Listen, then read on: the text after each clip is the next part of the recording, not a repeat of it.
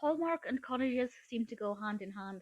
I can't think of a single cottage-based Hallmark Christmas film that I did not like. So, baked right into the title, The Christmas Cottage is one that I was looking forward to. And it was interesting enough. I think the premise was relatively interesting, but there was nothing in it that made it unique. If somebody asked me for a recommendation for a Hallmark film, this would never be one to come off of the top of my head.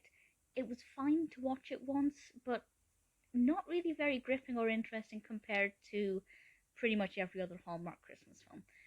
It was released originally in 2017, directed by Kaufman, written by Claudia Grazioso, and based on the novel by Samantha Chase. I haven't read the novel, but if you have, feel free to let me know how it compares.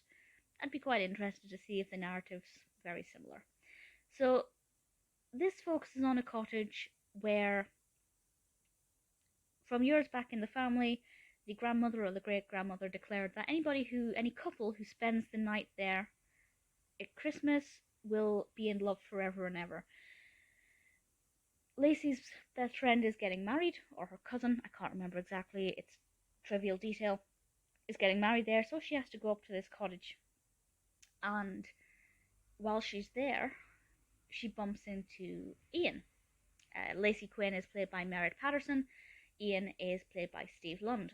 And it's an old flame from her past. Their relationship didn't work out back in the day, but now they are together for this wedding, and one thing leads to another, and they have to spend time together in this cottage. I won't say what happens. It's fairly believable. It doesn't feel too forced. It certainly could happen in real life.